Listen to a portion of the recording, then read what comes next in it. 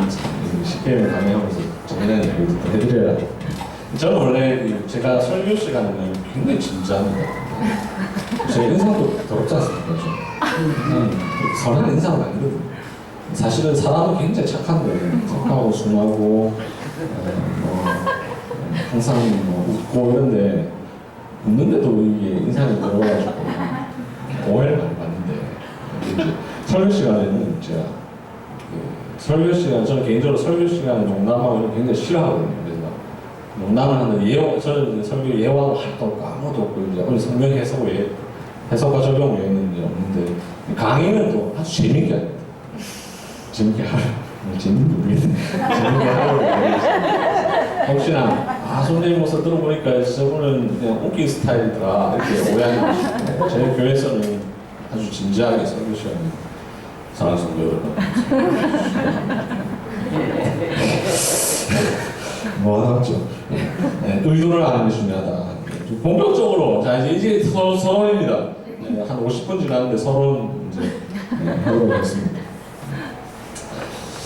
십계명을 우리가 이제 제대로 좀 이해하기 위해서는 십계명이라고 하는 것이 가진 성격을 아는 것이 중요한데 제 책에 보면 세 번째 나오니까 거기서부터 이제 십계명의 성격이라는 제목으로 십계명은 크게 세 가지 성격을 갖고 있다. 첫째는 하나님과 그 백성의 언약 문서로서의 십계명. 두 번째는 하나님의 영원한 도덕법으로서의 십계명. 세 번째는 교회의 헌법으로서의 십계명. 이 세 가지 중에 이제 주로 보통은 사람들이 두 번째만 압니다. 두 번째만 알고 두 번째만 생각을 합니다. 왜냐하면 대소리 문답에서 이 두 번째를 주로 다루고 있기 때문에. 이제 여기서 제 책의 특징을 하나를 또 이제 여러분들이 읽으시면서도 또 아셔야 되는데 저는 이제 십계명이라는 책을 쓰면서 제가 아쉬웠던 것들을 반영을 뭘 했냐면 시중에 보면 십계명이라는 책이 이제 별로 없고요. 의외로 많을 것 같지만 십계명이라는 책이 별로 없습니다. 있다면 이제 매우 간략하게 그냥 이렇게 쓴 책이나 있고 해설한 책이 몇 개가 있는데 몇 개 이제 뭐 한 종류는 이제 번역서 있고 하나는 이제 뭐 국내 저자들이 쓴 것이 있는데 국내 저자들이 쓴 것 중에는 십계명이라는 제목을 달고 나온 책들도 있지만 주로 이제 대요리 문답, 소요리 문답, 하이데요리 문답을 해설한 책에서 십계명을 다룬 분들이 많은데 그걸 보면서 저는 늘 아쉬웠던 게 뭐냐면 성경이 뭐라고 말하느냐를 가지고 십계명을 해설하지 않고 요리 문답에서 뭐라고 말하느냐로 해설하는 경우들이 거의 대부분. 지금 제가 사도신경도 똑같은 형태로 책을 이제 거의 다 제 저자 교정만 보면 되는 정도까지 와 있는데 사도신경도 마찬가지로 보면 사도신경이 뭐라고 말하는지에 대해서 쓴 책은 거의 없고 사도신경을 해설한 하이델베르 요리문답을 다시 해설한 이제 그러다 보면 어떻게 됩니까? 해설을 다시 해설하다 보면 이제 물론 틀린 내용을 말하진 않지만 그 과정이 좀 비뚤어질 수 있지 않습니까? 그죠? 그러니까 그 자체를 바로 해설해야 바르게 이렇게 바른 관점이 나오지 이걸 해설한 책을 다시 해설하면 이제 이 해설을 한 걸 그 관점에 매이게 되고 그걸로 이렇게 풀게 되거든요. 십계명에 나온 책들이 거의 대부분 그러더라고요. 소요리 문답에서 이렇게 말하니까 이렇다. 대요리 문답에서 이렇게 말하니까 이렇다. 이렇게 얘기해요. 그리고 소요리 문답이나 대요리 문답이나 하이데요리 문답 보면 다 근거 구절이 있는데요. 근거 구절을 달아놓기만 했지 왜 이 근거 구절인지를 사실은 그 요리문답 자체에서 말하고 있진 않잖아요, 그죠? 네. 여러분들 요리문답 다 읽어보셨지 않습니까? 근데 하이델베르 요리문답에 설명하는 책들도 보면 그냥 이 근거 구절이니까 이렇게만 말하지 이 구절이 왜 이 개념을 설명하고 있는지를 설명한 경우들은 거의 없습니다. 네. 제 책에서는 이제 그렇게 안 하고 성경에서 십계명을 해설하고 제가 해설한 이 십계명을 요리문답도 이렇게 이야기하고 있다라는 좀 다른 구조로 가고 있거든요. 네. 이런 점에서 이제 십계명의 성격에 대한 부분도 대부분 보면 하나님의 영원한 도덕법에만 관점을 두는데 저는 이제 성경에서 출발을 했기 때문에 세 가지로 좀 더 확장시켜서 했고, 그래서 첫 이제 우리가 또 영원한 도덕법으로서의 그 십계명은 많이 아는데 나머지 두 가지를 잘 모르는 거예요. 하나는 이제 하나님과 우리가 맺은 언약의 관점, 그리고 하나는 교회에 주신 헌법이다라고 하는 점을 생각해야 되는데요.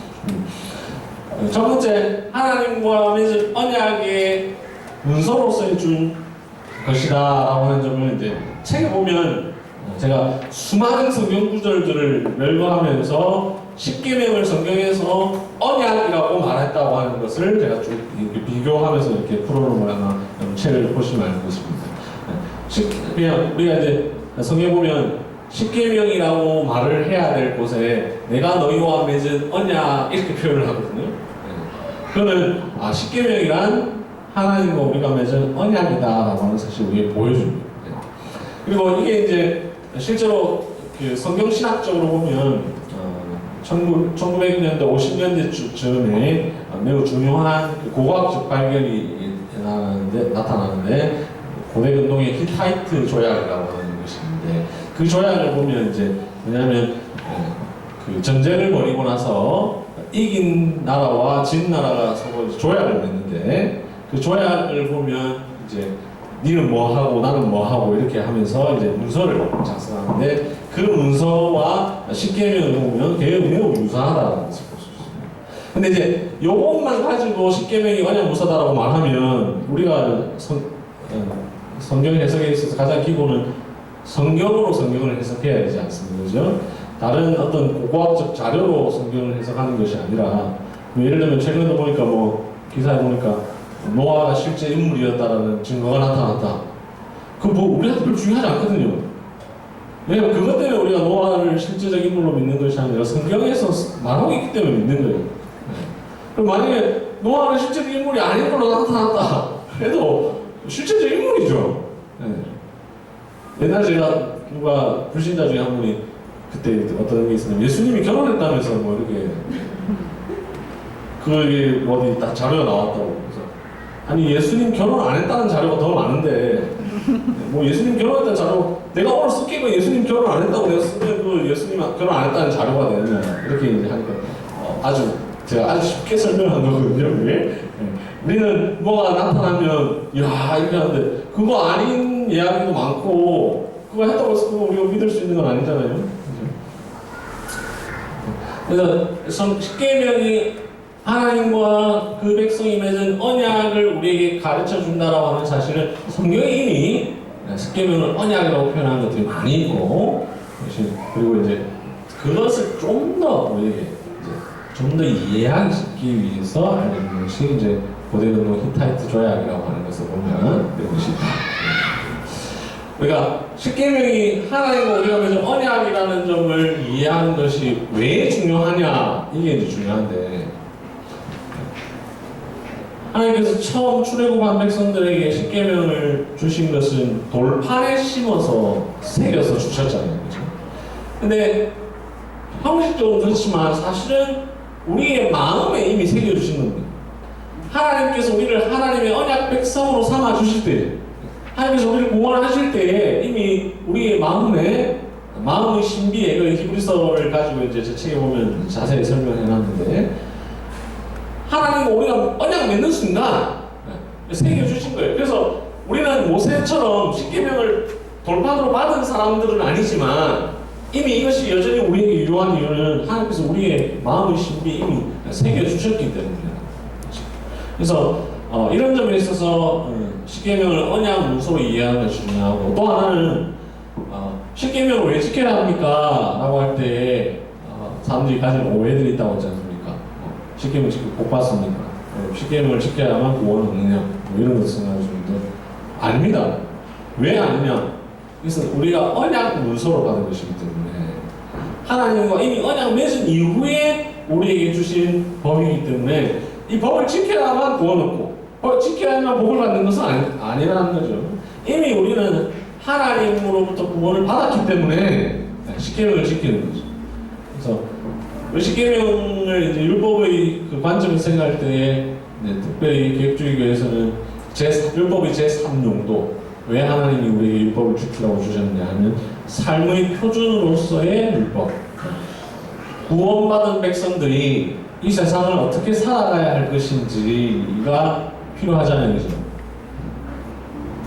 우리가 구원받고 나면 우리의 죄를 이제 우리가 범죄한 것에 대해서 하나님이 구원해 주셨는데, 그럼 더 이상 우리가 하나님 말씀대로 살지 않아도 되느냐? 그게 아니라 우리가 구원받았기 때문에 더더욱 하나님의 말씀대로 살아가야 되지 않습니까? 그죠?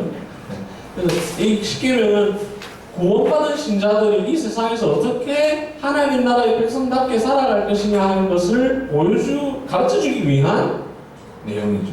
그래서 우리가 여러분들이 예배 시간에 이제 십계명 낭독할 때에 이런 성격을 이해하는 것은 굉장히 중요한데, 이제 저도 이제 우리 교회에서 십계명을 설교도 했고 하지만 이제 지금 현재 교인들 중에는 안 들으신 분도 계시고, 또 우리가 사람이 저도 이제 책을 썼지만 제가 쓴 책 내용 어떻게 보고 내가 이런 내용 썼나 이렇게 잊어버리기도 하잖아요, 그죠? 이제 감사한 것은 이렇게 저도 책 내용을 이전만 할 때 이렇게 강의하게 되니까 안 까먹을 수 있는데, 앞으로도 계속 제가 죽을 때까지는 그렇게 돼야 참 좋은데, 나중에 한 10년 동안 강의했다가 옛날에 손 목사님 십계명에 대해서 쓰셨는데 좀 설명해 주세요. 저 기억이 안 나네. 이렇게 하면 큰일 나는데.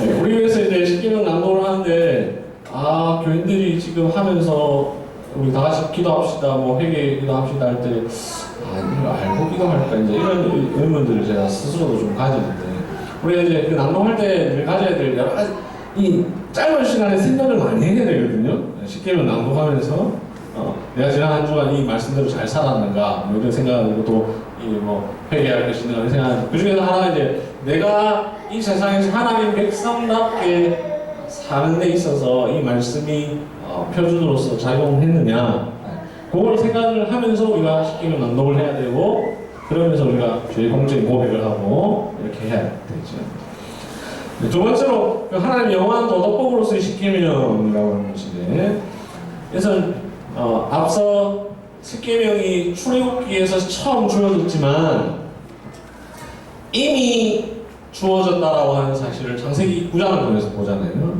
그리고 이제 제가 표면적으로는 창세기 9장을 봤지만 사실은 더 거슬러 올라가면 창세기 2장 24절,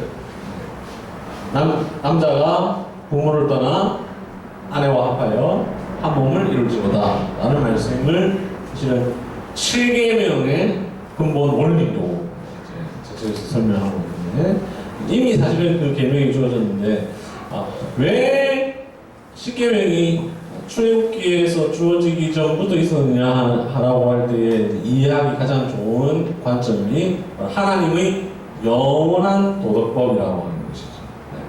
이 하나님의 영원한 도덕법을 이해하기 위해서는 특히 그 율법의 세 가지 구분을 생각을 할 필요가 있습니다. 이게 웨스트민스터 신학문에서 제19장 하나님의 율법에 관하여에 보면 잘 나와 있는데, 저도 그렇고 자라면서 한 번도 율법을 그렇게 구분하는 방식을 배워보지 못한 경우가 많은데, 우리 구약에 있는 율법을 구분을 하면 세 가지로 구분할 수 있습니다. 하나는 도덕법이고, 하나는 시민법이고, 하나는 의식법입니다.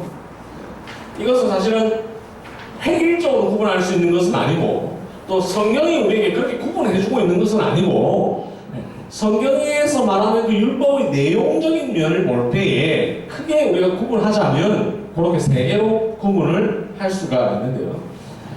도덕법이라고 하는 것은 구약시대나 지금이나 여전히 어느 시대나 어느 보편적인 어느 사회나 상관없이 막론하고 다 유효한 법의 내용을 도덕법이라고 합니다. 하지만 십계명이 이제 도덕법을 잘 요약해 놓은 것인데, 구약에 보면 살인하지 말라라는 내용이 이제 십계명에 6계명뿐만 아니라 그 출애굽기 혹은 레위기에 보면 그 비슷한 내용들이 이제 많이 있거든요. 근데 그것은 구약 시대에만 한정적으로 유효한 법이 아니라 어느 시대나 그리고 어느 나라나 어느 사회나 유효한 법이잖아요. 이런 점에서 도덕법이라고 하고, 의식법은 그 구약에서 하나님께서 주신 율법의 용도 중에 하나가 이제 장차 올 예수 그리스도를 통하여서 이루어지게 될 것을 예표하기 위해서 주어진 법이 있잖아요. 예를 들면 어린 양을 죽여서 피를 내서 제사를 드리는 방식, 내리게 나오는 그런 방식은 의식법인 거죠. 그 의식법은 오늘날에 유효하지 않죠. 왜 유효하지 않습니까? 예수 그리스도를 통해서 그 법은 이제 성취되었기 때문에. 그래서 우리가 하나님 말씀대로 합시다 라고 하는 말을 잘못 이해할 때 의식법을 도덕법적으로 하면 안 되죠. 자, 하나님 말씀대로 합시다. 오늘 어린 양을 갖고 오십시오 하면서 막 제사지를 이러면 안 되잖아요. 그죠? 이게 의식법인데 한국 교회에 남아있는 한국 교회가 의식법이 지금도 지키면 안 된다는 사실 잘 알면도 불구하고 여전히 남아있는 것 중에 하나가 바로 맥주절. 맥주 감사주의를 지키잖아요. 교회가. 여기 또 지키나? 말 조심해. 그럴 때 있잖아요. 제가 오늘 여기 강의 많이 오셨을 가능성이 있는 황희상 쌤이 페이스북에 써놓은 것도 보니까 이거 틀렸습니다 했는데 거기에서 그 집중적으로 하고 있는데 이러면 나중에 알고 나면 화끈화끈하잖아요. 얼마 전에 어느 세미나였는데 어느 교수님이 발표를 했는데 그 발표하고 나서 그 발표에 대해서 논평하시는 분이 이제 뭘 비판을 했는데, 그러니까 그 논평한 내용으로 발표한 내용을 비판한 게 아니고 그냥 자기 뭐 생각난 걸 비판하는데 사실은 그 비판의 내용이 그 발표하신 분이 하고 있는 거거든요. 그래서 우리가 들으면서 아니 저분은 좀 알아보고 얘기하시지. 근데 이제 뭐 예를 들면 제가 어떤 분을 강사로 초청했는데 강사가 와가지고 시키면 다 필요 없어요. 뭐 이렇게 하면 안 되잖아요. 최소한 강사를 초청한 사람이 뭘 하는지를 알고 있는 건데 맥주절 안 지켜주죠. 제가 그 검색해 보시면 맥주절을 과연 지켜야 할 적인가라는 글로 제가 글을 쓴 적이 있는데 한국 교회가 맥주절을 지킨다고. 근데 맥주절은 구약 시대에만 유효한 의식법이거든요. 맥주절을 지키려면 6월절도 지켜야 돼요. 안 그렇습니까? 구약의 3대 절기는 6월절, 맥주절, 뭐죠? 장마절 이렇게 되는데 다 지켜야 되잖아요. 근데 다른 거 안 지키고 맥주절만 딱 지키거든요. 그러면 상식적으로 생각해봐도 이게 모순이잖아요. 그게 뭐 어려운 신학적인 검토를 해야 되는 게 아니라 설교자로서 아마 저는 이제 그걸 늘 느꼈던 게 맥주절 만들면 목사님들이 구약에 있는 맥주절 구절을 가지고 맥주절을 지켜야 된다고 설교를 하시는데 스스로 모순에 빠지지 않으시는가 늘 그런 생각을 많이 했어요. 그 바로 위에 구절 바로 위에 6월절을 지키라는 말이 나오는데 그러면 왜 6월절 지키라고 이렇게 안 하는지 그런 가지는데 그 맥주절도 의식법이죠. 더 이상 필요 없는 거거든요. 시민법은 뭐냐면 이스라엘이라고 하는 그 구약 시대의 독특한 그 사회를 유지하기 위한 법이 있습니다. 그들을 위해서 준 법이 시민법입니다. 그래서 오늘날에는 우리가 그대로 지킬 필요가 없는데, 근데 아까 제가 말씀드릴 때에 의식법, 시민법, 도덕법이 있지만 그것을 획일적으로 구분할 수 없다고 말씀드렸는데 그 이유는 뭐냐면 의식법에 내용적으로 도덕법적 요소가 있을 수 있기 때문에 시민법이지만 표면적으로 시민법이지만 그 내용적으로 도덕법적 요소가 있기 때문에 그래서 그걸 획일적으로 구분할 수는 없는데요. 도덕법, 의식법, 시민법이 있는데 이 세 가지 중에는 영원토록 늘 지켜야 될 법이 도덕법인데 그 도덕법을 잘 요약해 놓은 것이 십계명이다. 제가 도덕법적 요소를 담고 있는 의식법이나 시민법이 있을 수 있는데 그 예를 하나 보면 이제 제4계명이 대표적입니다. 우리 제4계명 하면 제4계명이 좀 논란에 이어지기가 사람들 오해이어지. 논란이 아니라 사람들이 잘 오해를 했습니다. 안식일을 기억하여 거룩하게 지키라 했잖아요. 근데 그것이 구약 시대는 토요일로 지켜야 되잖아요, 그죠? 근데 그것은 토요일 날 안식일을 지킨다는 것은 한편으로 의식법이죠, 그죠? 근데 오늘날에는 우리가 지금 토요일을 지키면 안 되죠, 그죠? 왜 토요일로 지키면 바로 뭐가 되냐면 이단이 되죠, 그죠? 제7일 안식일 예수 재림교가 되는 거죠, 그죠? 왜 그러냐면 예수 그리스도를 통하여서 토요일 안식일이 주일로 성취되었다고 우리가 믿기 때문입니다. 근데 그 성경에 보면 그게 명시적으로 말하고 있는 것은 아니고 구약과 신약의 흐름을 통해서 우리가 알 수 있는 거죠. 근데 이제 제7일 안식교가 우리를 비판하는 대표적인 것이 이제 그건데, 성경에 주일 지키라는 말이 어디 있느냐 이렇게 이야기를 하거든요. 근데 그 이제 성경 해석의 아주 기본적인 문제인데, 우리 성경에 보면 왜 성경에서 뭐 하라고 해서 지키는 게 아니라 성경의 흐름을 통해서 우리가 이제 생각하는 것들이 많거든요. 예를 들면 아까 예를 들었던 양을 잡아 죽이고 이런 것도 신약 성경에 하지 말라 이런 말은 안 나옵니다. 그죠? 구약에서 하라고 해놓고 신약에 가서 이건 이제 하지 말고 이렇게 안 나오거든요. 그런 말이 표면적으로 나오진 않거든요.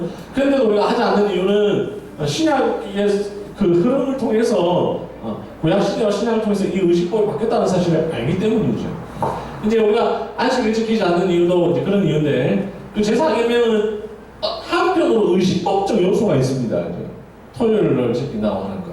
근데 우리가 지금 일요일을 지키는 것은 의식법적 요소면서도 이것이 도덕법적 요소를 담고 있기 때문에 안식일을 거룩하게 지킨다라고 하는 것은 한편으로 도덕법이기 때문에 이런 점을 우리가 생각하면서 지키면 돼요. 지금 이 내용이 이제 중요한 이유가 바로 이제 사계명 해석에 있어서 의식법과 신명법과 도덕법 그 구분, 그리고 그것을 획일적으로 구분할 수 없다는 사실을 이해하는 것은 중요하죠.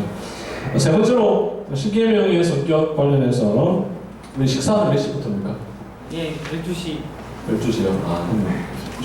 쉬기가 애매한 거죠. 지금은 11시 분이니까. 세 번째는 하나님 나라의 교회의 헌법으로서의 십계명이에요. 이건 이제 성경의 흐름을 통해서 생각해 볼 수 있는 건데, 출애굽기 20장에서 하나님께서 십계명을 주십니다.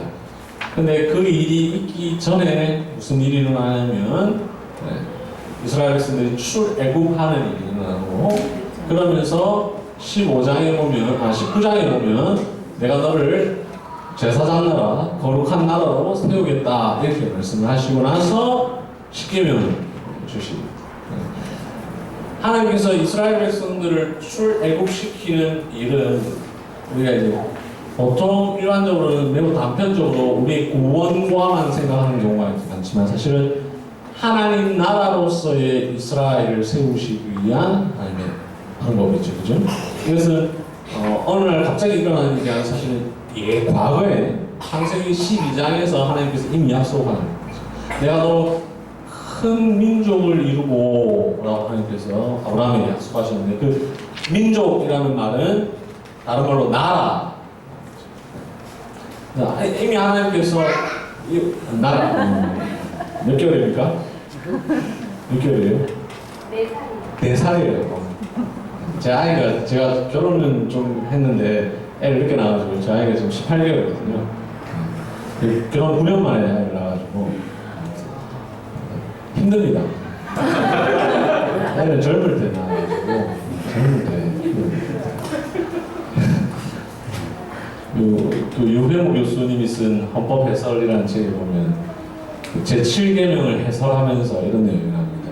젊을 때 결혼하여 자식을 낳아 하나님의 뜻을 이루고, 저 아주 동감합니다. 젊을 때 낳아야 나이가 나니까 나이도 그렇게 많지도 않은데요. 힘듭니다. 진짜 자스 이러면서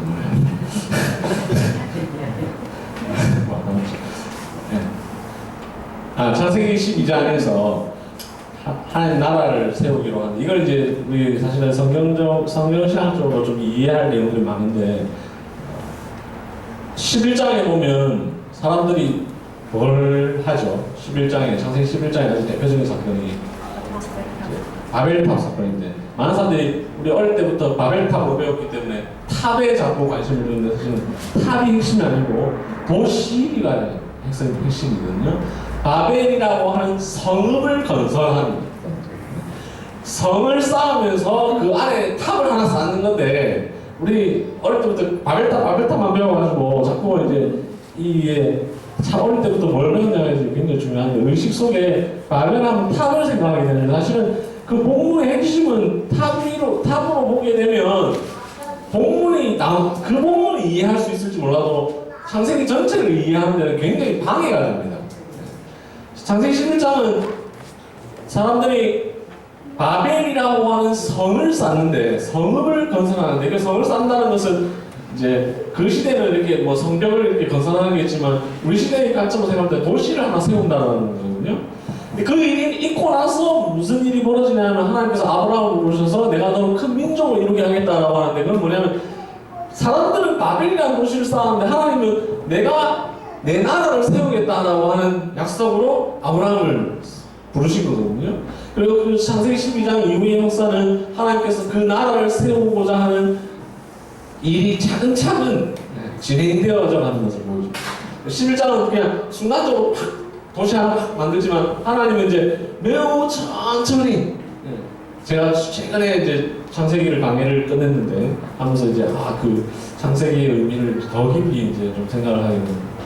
12장부터 쭉 해서 이제 하나님께서 나라를 세우시는데 야곱 시대 와가지고 이제 나라 세우게 해놓고 하나님이 아브라함에게 내가 너로 나라를 세우겠다 했는데 고작 70년 이거 가지고 나라가 될 수 없잖아요.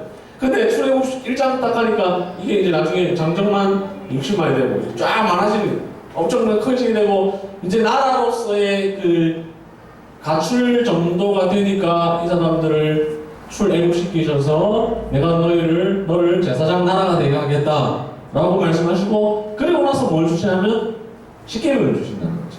이러한 문맥적인 흐름을 통해서 볼 때에 십계명은 하나님 나라의 헌법과 같다라고 하는 거죠. 이걸 이제 제가 비유적으로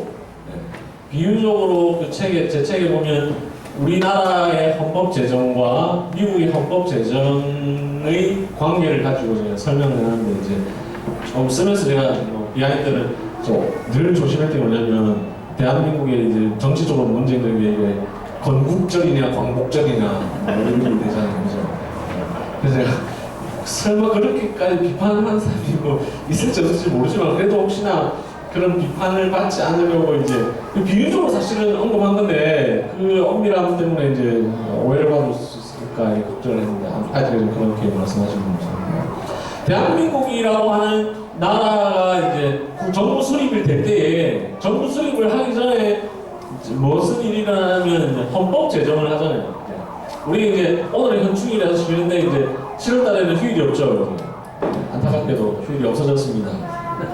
저 같은 사람한테는 전혀 상관없지만 직장 생활 하시는 분은 굉장히 슬픈 일인데 제헌절이요. 7월 17일이 없어졌잖아요. 그래서 이제 우리 자라나는 아이들은 나중에 이제 제헌절이 뭔지도 이제 모르게 될 수 있긴 하겠는데 굳이 꼭 몰라도 상관없는데 이제 7월 17일 날 제헌 헌법을 반포하고 나서 8월 15일 날 그 정부 수립을 한다고요. 그러니까 법이라고 하는 것을 헌법이라고 하는 것이 어떤 역할을 하냐면 일반 세속 국가에서도 그 나라의 어떤 정체성, 그 나라에 속한 사람들이 지켜야 할 또 법으로서의 의미를 가지는데 십계명도 마찬가지라는 거죠. 이제 하나님께서 이스라엘 백성들을 출애굽시켜서 하나님의 나라를 형성시키실 텐데 이 나라는 단순한 나라가 아니라 하나님께서 친히 다스리시는 신정국가로서의 한 나라인데 이 나라는 특별히 그 당시에 자기들이 떠나온 이집트와 구별되는 나라여야 할 뿐만 아니라 그 주변에 있는 고대 근동의 나라와 구별되는 나라로서의 모습을 갖춰야 될 텐데 그러기 위해서 하나님이 먼저 법을 주시는 것이 바로 십계명이라는 거죠. 그래서 십계명은 헌법적인 의미가 있다. 제가 굳이 헌법이라고 표현한 이유는 21장부터 쭉 보면 그 십계명을 좀 더 구체화한 법들이 쭉 나옵니다. 그래서 그 다음 내용들은 일종의 법률과 같다고 생각합니다. 네, 우리가 이제 학교 다닌 지 오래되셔가지고 다 잊어버리셨는데 법에는 크게 네 가지가 있습니다. 제 강의를 들으면 이렇게 좋은 이야기도 들리거든요. 헌법, 법률, 대통령령, 그다음 조례와 규칙 이렇게 나옵니다. 세 단. 상위법 우선의 원칙에 의해서 헌법이 제일 우선되고 법률과 대통령령과 조례와 규칙은 헌법을 어기는 내용을 정할 수는 없게 되죠. 그래서 헌법재판소가 필요하게 되고 그걸 받는 이게 법이라고 하는 이런 체계가 있는데 십계명은 하나님의 여러 법률들을 다 모아놓은 잘 규정하고 있는 의미를 가진 헌법과 같다라는 거죠. 그래서 이 십계명이 이런 의미가 있다는 사실을 생각하는 것이 중요하고 이런 점에서 아까 제가 이제 특별히 교회의 7이자 교회를 다스리는 분들 목사와 장로가 십계명을 잘 알아야 된다고 하는 이유가 여기에 특별히 있거든요. 이 예길교회 교단 헌법이나 교회 자체로 정하는 규정들이 뭐 있겠지만 그것보다 더 위에 상위의 최고의 법은 헌법, 교회 헌법이 십계명이에요. 십계명을 통해서 이 교회가 다스려 맞춰야 하는 것이죠.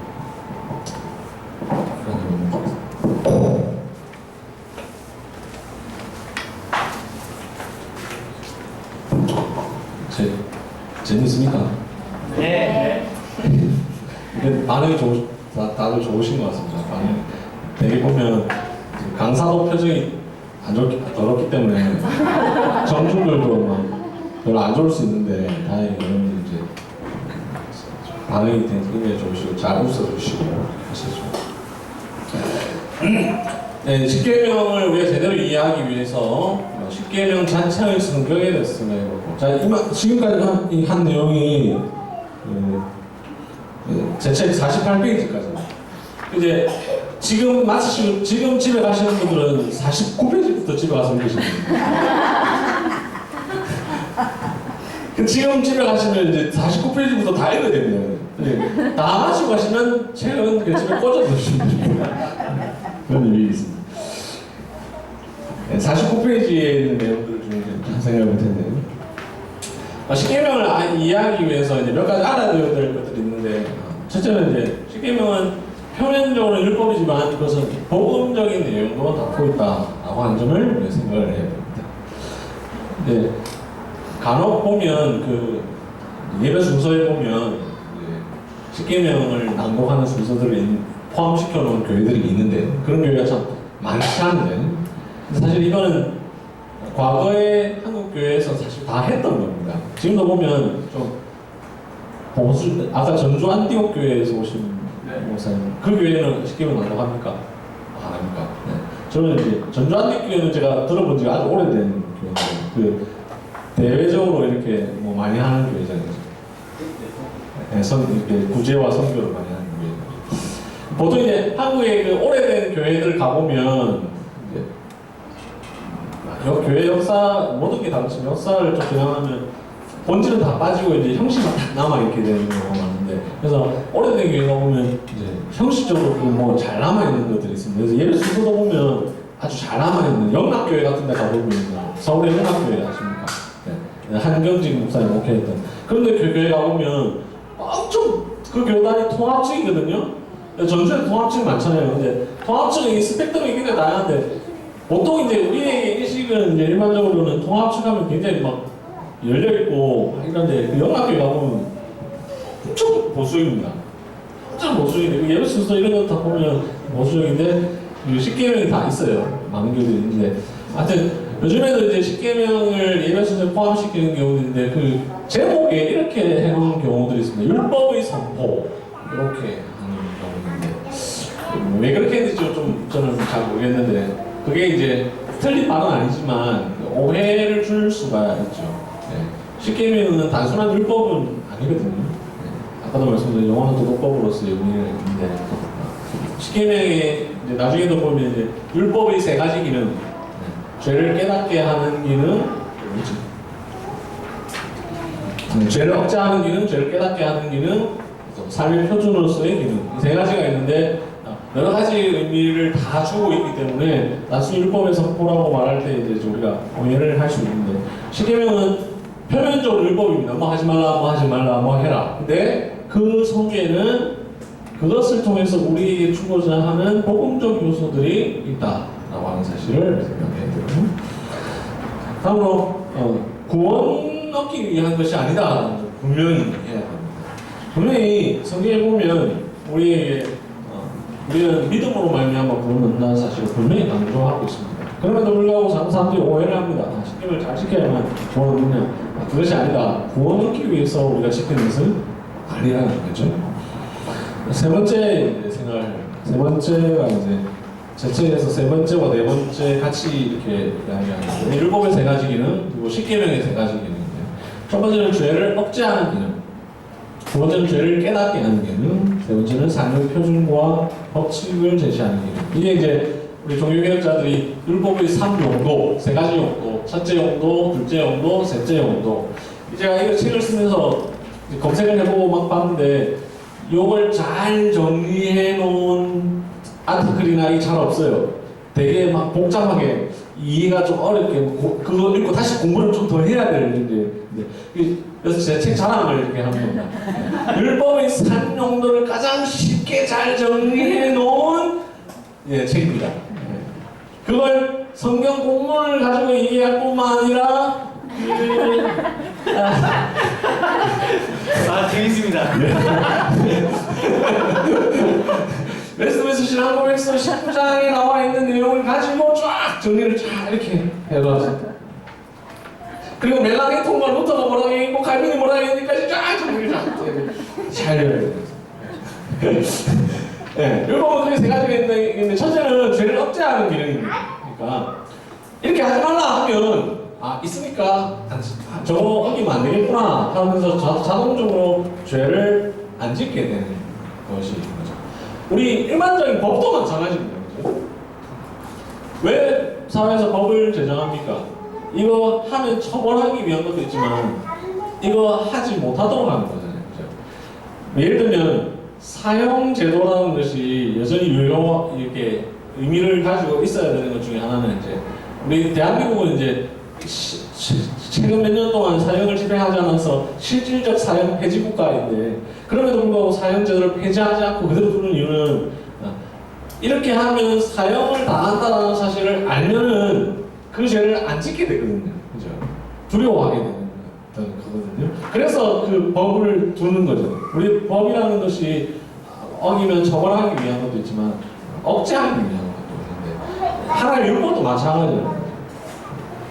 우리 쉽게 얘기하면 이제 자물쇠를 채우는데 사물함에 자물쇠를 채우잖아요. 근데 사실은 그거 가져가려 하면 가져갈 수 있습니다. 그죠?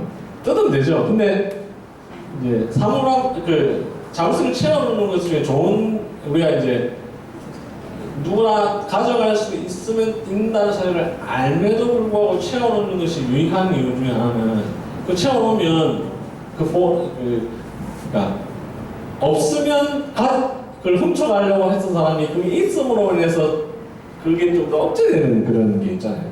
좀 비유가 좀 이해될지 모르겠는데, 율법도 약간 그런 기능을 갖고 있는 것이죠.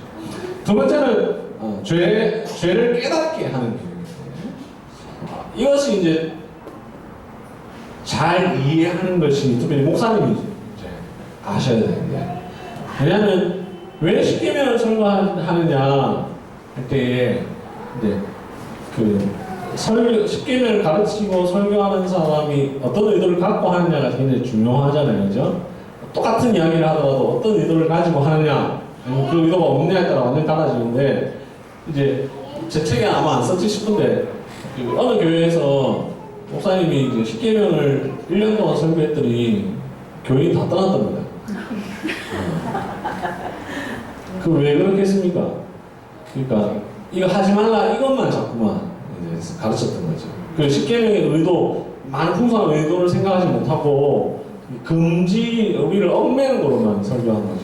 근데 이제 제 책에 보면, 제 책의 구성을 자세히 보시면 굉장히 구성도 착착착 했는데 뭐가 있냐면 각 계명마다 예배에 대한 또 각 계명마다 예수님에게 적용하는 겁니다. 그리고 제일 마지막에 보면 이게 이제 이 책이 그죠? 이 책이 양괄식입니다. 양괄식. 저자 서문에 보면 제일 마지막에 예수님께 영광을 돌립니다. 제가 말하고 제일 마지막에 보면 십계명을 다 지키신 예수 그리스도로 끝내거든요. 그러니까 십계명을 통해서 예수 그리스도를 바라보게 하는 것이 중요하거든요. 근데 그렇지 않고 하지 마라 이렇게만 자꾸만 하게 되면 사람들이 이제 부담을 가지게 되죠. 근데 죄를 깨닫게 하는 기능을 이해한다면, 그 죄를 깨닫게 하는 기능은 그 책에 보시면 알겠지만 궁극적으로는 그리스도께로 인도하는 기능이 있거든요. 우리가 죄를 깨닫으니까 내가 죄인이구나, 그래서 죽어야지, 이게 아니라 내가 죄인인데 내 이 죄를 어떻게 알고 나의 죄를 구속하여 주신 예수 그리스도를 얘로 향했구나, 이런 의도를 가진다. 존 엘리엇이라고 하는 미국의 선교사, 미국 본토에 살았던 인도 사람 인디안 말고 미국에 살았던 네이티브를 전도했던 존 엘리엇 선교사가 성경을 번역하면서 보통은 요한복음 3장 16절 이런 그 복음 은혜로운 본문을 번역하기 마련인데, 그게 아니라 십계명을 먼저 번역했다. 그래서 당신은 왜 십계명을 먼저 번역했습니까? 십계명이 그들을 구원할 수 있습니까? 이렇게 물었더니 십계명이 그들을 구원하지는 못하지만 그들의 죄를 깨닫게는 할 수 있을 것입니다. 이렇게 얘기했다. 그 죄를 십계명 자체가 우리를 복음으로 완전하게 인도하는 것은 아니지만은 내가 죄인이구나라는 사실을 깨닫게 되는 것이 있는 거죠. 그래서 목사님은 십계명 가르칠 때 항상 그걸 생각해야 되고, 그래야 이제 우리가 또 십계명으로 그래서 전도 설교가 가능한 거죠. 우리 이제 보통 이 교회에서 그렇지 않겠지만 목사님들이 되게, 저도 이제 그게 요즘 우리 교회에 이제 최근에 새로 나오신 분이 있어서 사람이 그런 분이 있고 없고에 따라 확 달라지던데 제가 스스로 그걸 느꼈거든요. 자꾸만 이제 이분에게 복음의 거부감을 주지 않아야겠다라는 생각이 참 강하게 되잖아요. 사람이다 보니까. 그러면 나쁜 말은 이제 안 하고 싶고, 죄에 대해서 안 하고 싶을 수가 있는데, 죄에 대해서 이야기를 해야 되죠. 왜냐하면 그 사람이 복음을 받게 되는 이유는 자신의 죄에 대한 깨달음이 반드시 전제되어야 되기 때문에. 그런 점에서 십계명을 설교할 때에 십계명이 가지는 유익은 죄가 무엇인지를 알고 그 죄를 깨닫게 할 수 있는 중요한 의미를 가지고, 서유리문답 14문답을 보면 죄란 무엇입니까? 여기 나오는데, 죄는 하나님의 말씀을 어기는 것과 그에서 부족한 것입니다. 이런 정확한 문구로 제가 생각하는 거죠. 그런 나오는데, 그 죄가 무엇인지를 깨달으려면 하나님의 법을 어기는 것과 거기서 좀 부족한 것인데, 그걸 알기 위해서 십계명을 알아야, 율법을 알아야만 비로소 가능하죠. 세 번째로는 삶의 표준과 법칙을 제시하는 기능. 이미 신자가 된 자들이 어떻게 하면 하나님의 백성답게 살아갈 수 있는가. 그리고 이제 십계명 하면 주로 개혁교회에서는 제3용도, 이 삶의 표준을 제시하는 기능만 자꾸만 강조합니다. 이게 매우 좋은 그러니까 독특한 십계명 율법의 기능 중에 있어서 그 전에는 잘 강조하지 않았는데 종교개혁자들이 특별히 강조한 기능이기 때문에 이 제3용도만 자꾸 사람들이 많이 하게 되는데, 3용도만 있는 것은 아니고 1용도, 2용도 있고 3용도도 함께 있는 것입니다. 그래서 우리가 다 생각을 하면서 십계명을 생각해야 되고, 네 번째, 부정 명령과 제가 너무 열정적으로 한다고 약간 이랬습니다.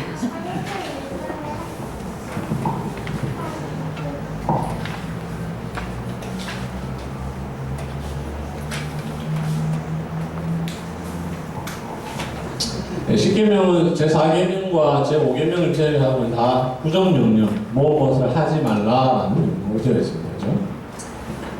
안식일 기억하여 거룩하게 지키라, 뭐뭐 하라, 내 부모를 공경하라. 이 두 계명은 긍정명령, 무엇을 하라. 네, 우리는 이 하라고 한 명령은 하기만 하면 되고, 하지 말라고 한 계명은 하지 않기만 하면 되고, 이렇게 생각하기 쉬운데, 모든 부정명령은 긍정명령을 포함하고 있고 모든 긍정명령은 부정명령을 포함하고 있으니 이 사실은 성경 본문을 통해서 우리가 확인할 수 있는데 대표적인 구절 중에 하나가 에베소서 4장 28절 말이죠. 에베소서 4장 28절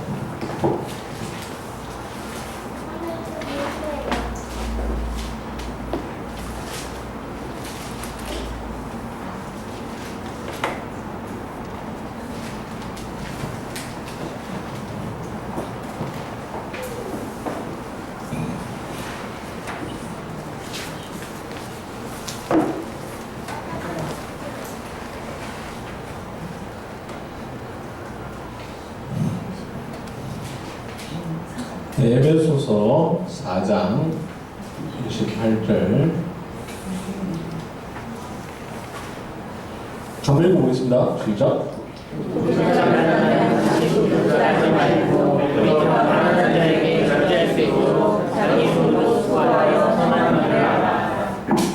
여기 하는 자는 도둑질하지 말고 하는 이제 금지 명령이라고 할 수 있고 그 뒤에 이제 돌이켜 가난한 자에게 구조할 수 있도록 자기 손으로 수고하여 선한 일을 하라는 것은 긍정 명령이라고 할 수 있죠. 난 도둑질 안 해.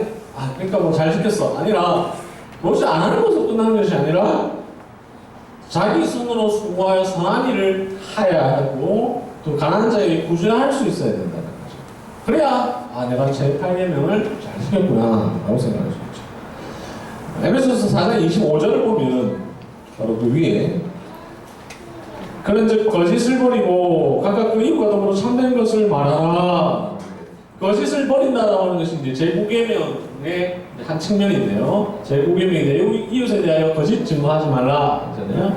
나중에 배우겠습니다만 제7계명은 거짓말하지 말라를 담고 있는데 거짓을 버리고는 제9계명의 부정명령이잖아요. 그 제9계명 그 자체잖아요. 근데 그 이웃과 더불어 참된 것을 말하라라는 것은 긍정명령이라는 거죠.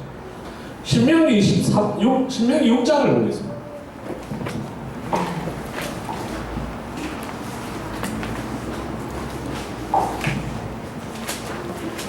신명기 6장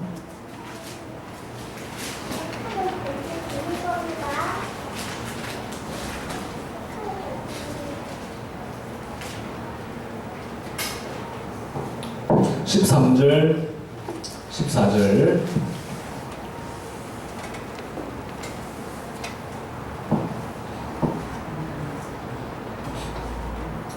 신명기 6장 13절 14절에 보면 내 하나님 여호와를 경외하며 그를 섬기며 라는 말이에요. 14절에 보면 너희는 다른 신들 곧 내 사면에 있는 백성의 신들을 따르지 말라. 14절이 바로 제1계명 그 자체이고 13절은 제1계명의 긍정명령이 되는 거죠. 그래서 대열이 문답이나 소열이 문답 모두 보면 각 계명을 해석하면서 각 계명이 요구하는 것과 금하는 것에 대해서 다 이야기합니다. 바로 부정명령과 긍정명령이기 때문에 제 책 갖고 계신 분들 68페이지 보시면 10계명을 어떻게 해석하는가 하는 것이 이제 대열이 문답에 잘 나와 있는데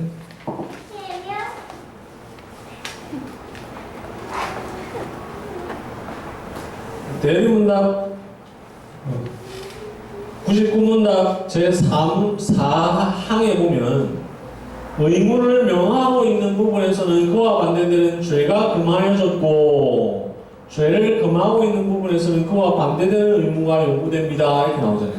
바로 이 쉽게 말하면 말이 어렵지만 쉽게 말하면 부정명령에 긍정명령이 있고 긍정명령에 부정명령이 있다 이 말이잖아요. 그리고 그 근거 구절을 보면 이제 4, 5잖아요, 그죠? 4에 보면 중간에 신명기 6장 13절 나오죠. 5에 보면 에베소서 4장 28절 나오죠. 예. 이거 그냥 대외문답만 보고 딱 보면은 잘 모를 수 있지만, 예. 지금 이렇게 하면 이해되죠? 이 책에 탁월한 점이거든요. 논리적이죠, 사실.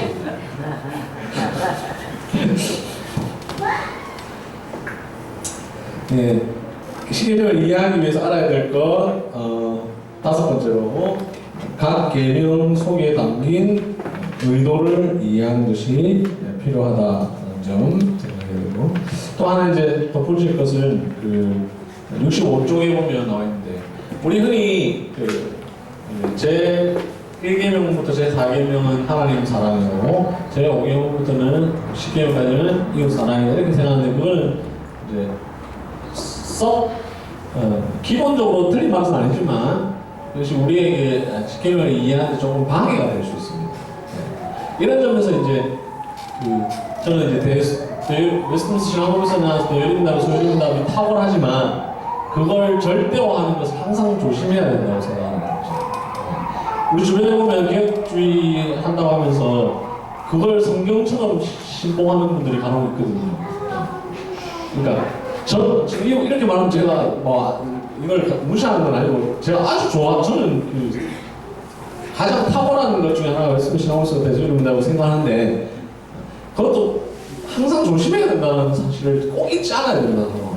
주변에 보니까 개혁주의 한다고 하면서 어떤 거에 꽂혀가지고 그거 절대화해가지고 그거 아니면 다 틀렸고 하는 사람들이 교회 문제를 많이 일으키는 것들을 많이 보게 돼요.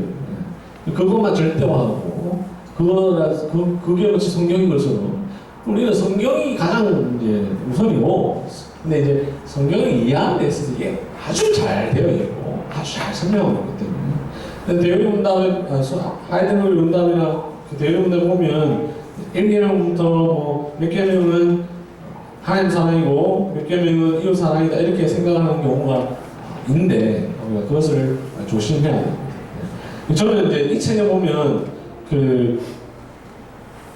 인용할 때 이제 65쪽에 보면 두 개를 인용해놨지만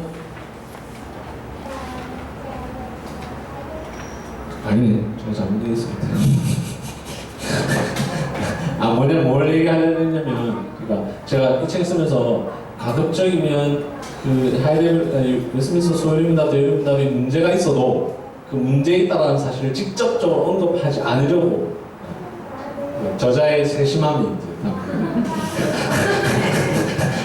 왜냐면 이 책에서 이제 제가 의도하려고 했던 것 중에 하나가 이 신앙법에서들이 우리 문답들이 성경을 정말 잘 해설했다는 것을 보여주려고 증명하려고 하는 것들을 저자가 의도하고 있는데, 이것이 틀렸다 이렇게 하는 것을 표면적으로 언급하면 좀 이제 독자가 혼란스러울 수도 있고 하기 때문에 최소한